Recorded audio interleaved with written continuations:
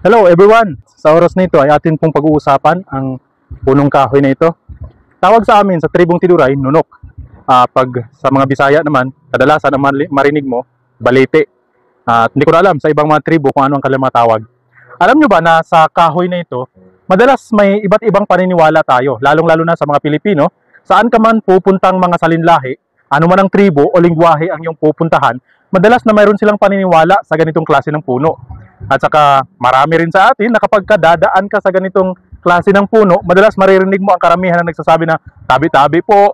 So maraming natatakot sa ganitong klaseng kahoy. Kasi ang paniniwala kasi, mayroon daw naninirahan sa ganitong klase ng kahoy. Pero alam niyo po ba na yan po ay superstition? Although mayroon pong mga naka-experience minsan. Ito po ang tanong. Bakit may mga tao na naka-experience sila ng ganung mga eksperyensya sa ganitong klase ng mga puno o ganitong klase na puno ng kahoy?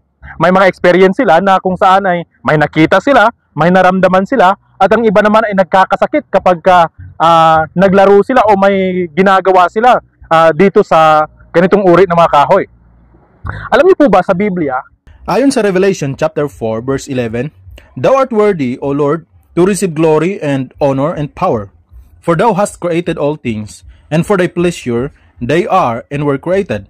Marapat ka, O Panginoon, na tumanggap ng kaluwalhatian at ng karangalan at ng kapangyarihan, sapagkat nilikha mo ang lahat ng mga bagay, at dahil sa iyong kalooban ay nangagsilitaw at nangalikha. Sa talatang ito ay ating mauunawaan na ang Diyos ang lumalang ng lahat ng mga bagay na ito.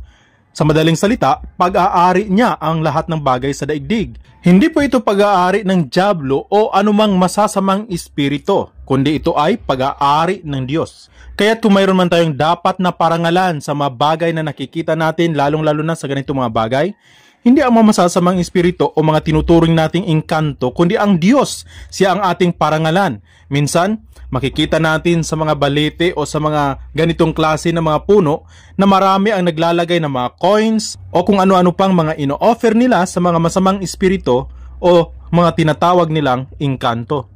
Maari ang tanong mo naman ngayon, bakit may experience ang iba na parang may naninirahan rito?